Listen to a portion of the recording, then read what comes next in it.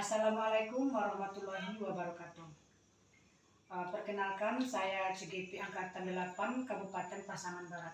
Pada hari ini saya akan mengadakan kegiatan yaitu wawancara dengan Bapak Kepala Sekolah SDN 06 Lembah Melintang, yaitu bersama dengan Bapak Hardiman. Dalam rangka untuk memenuhi tugas saya yaitu mengikuti program Guru Penggerak. Baik Bapak, pada kesempatan kali ini saya akan mengadakan wawancara dengan Bapak dengan mengajukan beberapa pertanyaan-pertanyaan. Silakan Ibu. Ya, terima kasih Bapak. Pertanyaan saya ini berkaitan dengan waktu. Selama Bapak menjalankan tugas sebagai seorang kepala sekolah, baik di tempat sekarang maupun di tempat yang lama, tentu ada menemui beberapa kasus-kasus. Nah, jadi pertanyaan saya di sini, bagaimana cara Bapak mengidentifikasi kasus-kasus tersebut? Apakah kasus tersebut termasuk bujukan moral atau dilema etika, Pak? Terima kasih Bu. Jika dipandang dari kasus-kasus tersebut, maka sebagai kepala sekolah dalam mengambil keputusan haruslah berpedoman kepada kondisi sekolah. Apalagi kayak sekolah kami tempatnya agak jauh di pinggir kota, apalagi tempatnya masih di daerah yang agak tidak ramai atau daerah pedalaman, sekitar 25 kilo dari pusat kota. Maka dalam mengambil keputusan haruslah berpedoman kepada kondisi apa yang harus kita ambil dan juga mempertimbangkan situasi guru dan situasi murid sehingga kita bisa jatuh dalam keputusan tertentu. Iya Bapak, baiklah. Jadi di sini Bapak berarti dalam pengambilan keputusan itu kita dihadapkan dalam situasi ya Pak. Situasinya itu melawan yang benar tindakan kita, kemudian juga kita ingin menegakkan yang benar.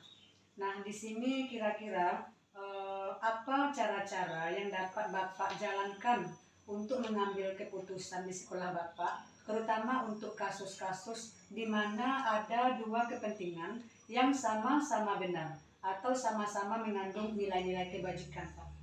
Dalam hal ini kita bisa melihat dari segi kebermanfaatan keputusan itu terhadap pemangku kepentingannya yang ada di sekolah. Misalnya keputusan satu umpamanya jangkauan hanya untuk beberapa anak, sedangkan keputusan B bisa menjangkau semua anak dan semua kalangan. Biasanya dalam pengambilan keputusan saya juga meminta saran-saran dari rekan-rekan majelis guru yang ada di sekolah, misalnya guru-guru yang sudah senior atau juga bisa sering melalui MK3S, tetapi pada prinsipnya juga haruslah disesuaikan dengan kondisi sekolah. Iya Pak, tadi saya dengar Bapak dalam memberikan keputusan itu memikirkan juga tentang kepentingan sekolah dan juga untuk mempertimbangkan di sini saran-saran dari rekan-rekan guru atau dalam kegiatan permusyawaratan bersama dengan kepala sekolah lainnya. Nah, dalam hal ini juga saya akan memberikan pertanyaan lanjutan. Apa kira-kira langkah-langkah atau prosedur yang bisa Bapak lakukan selama ini untuk sampai kepada pengambilan keputusan tersebut? Misalnya tahapannya mulai dari mana, Pak? Misalnya tahapannya yang pertama mendengarkan, kemudian menganalisa, mempertimbangkan kebermanfaatan keputusan dari segi jangkauan kepentingannya dan juga dari jangkauan waktu. Keputusan yang akan diambil apakah sudah benar penyelesaiannya seperti apa? Apakah perlu penanganan yang membutuhkan teman untuk membantu dan pada akhirnya keputusan itu dikembalikan kepada yang bersangkutan. Baik Bapak, jadi dalam hal prosedur Bapak memilih langkah yaitu mendengarkan, menganalisa dan juga mempertimbangkan saran-saran dari rekan-rekan Bapak atau juga mesin guru ya Pak, dan juga dari segi kebermanfaatannya sehingga bisa diambil penanganan untuk mengambil suatu keputusan. Nah pertanyaan saya selanjutnya, hal-hal apa saja yang selama ini Bapak anggap efektif dalam pengambilan keputusan pada kasus-kasus dilema etika? Hal yang efektif yang itu ketika saya sering ngobrol atau melakukan komunikasi dengan semua majelis guru yang ada di sekolah, terutama yang guru senior. Maksudnya saya masih baru di sekolah, makanya saya dalam urusan sehingga saya mengetahui apa kebutuhan dan kepentingan mereka, sehingga cara tersebut merupakan cara efektif bagi saya untuk mengambilkan suatu keputusan. Baik Bapak, jadi dalam hal ini cara efektif dalam pengambilan keputusan, Bapak memilih caranya banyak berkomunikasi atau ngobrol dengan kawan-kawan atau rekan-rekan guru ya Pak ya, yang senior. Kemudian juga memilih dari jangkauan kalangannya untuk mengetahui kebutuhan dan juga kepentingannya. Nah, pertanyaan selanjutnya, hal-hal apa saja yang selama ini merupakan tantangan dalam pengambilan keputusan pada kasus-kasus dilema etika Pak?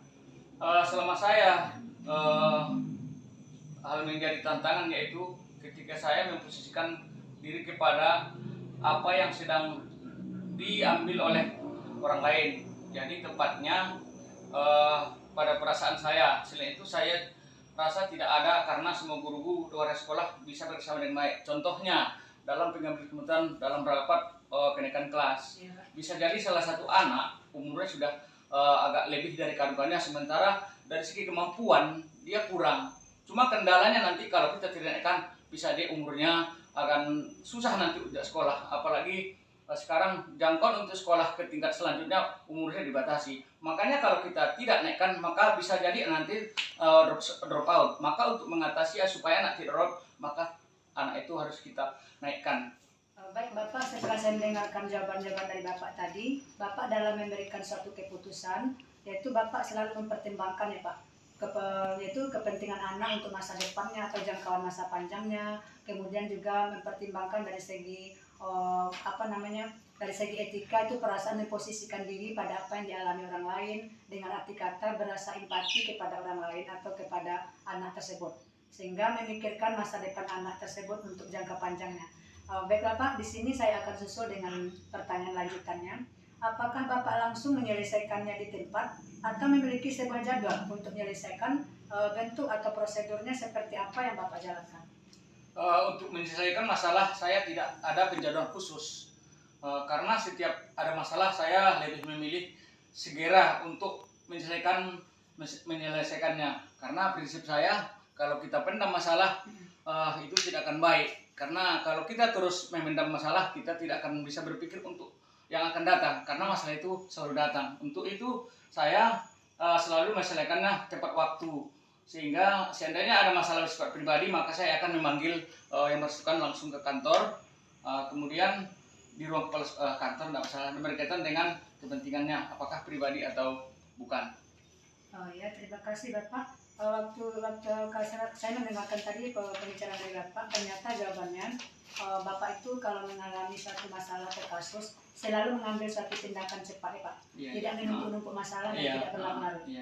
Begitu juga tempat penyelesaiannya itu bisa di kantor, dalam ruang majelis guru juga bisa, atau di kantor kepala sekolah. Hal ini berkaitan dengan kepentingannya Pak ya, apakah pribadi atau bukan.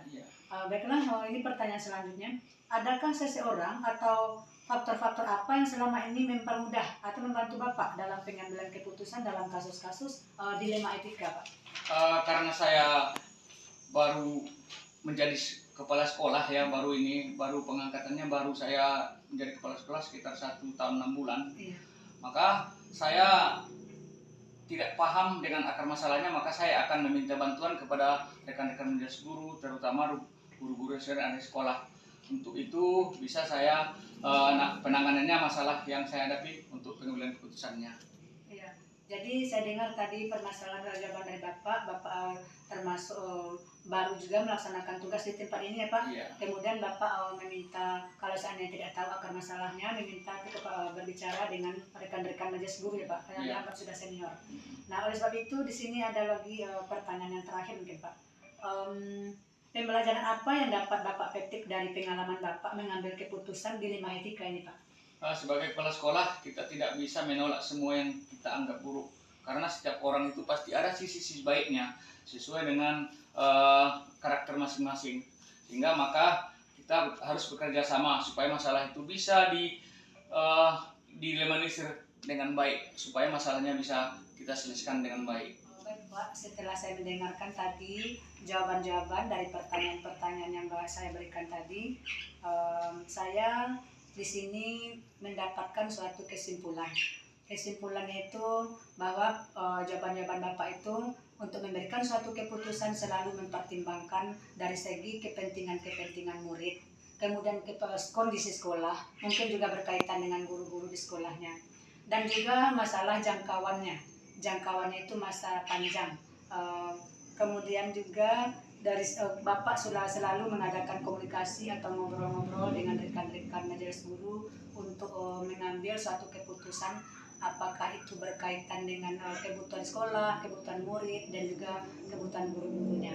Baiklah Pak, semua jawaban-jawaban Bapak tadi sebagai pemimpin sekolah, saya juga akan mengambil itu sebagai acuan bagi diri saya sendiri yang sedang melaksanakan program atau menjalankan pendidikan guru pembela ini Pak.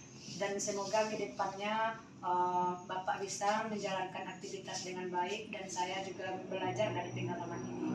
Kemudian saya ucapkan terima kasih kepada Bapak atas waktu yang sudah diluangkan kepada saya untuk mengadakan percakapan, yaitu wawancara langsung dengan Bapak, dan saya juga mengucapkan banyak maaf atas segala kesalahan dan kekilafan saya dalam percakapan ini. Kemudian terakhir saya ucapkan banyak maaf. Assalamualaikum warahmatullahi wabarakatuh. Waalaikumsalam warahmatullahi wabarakatuh.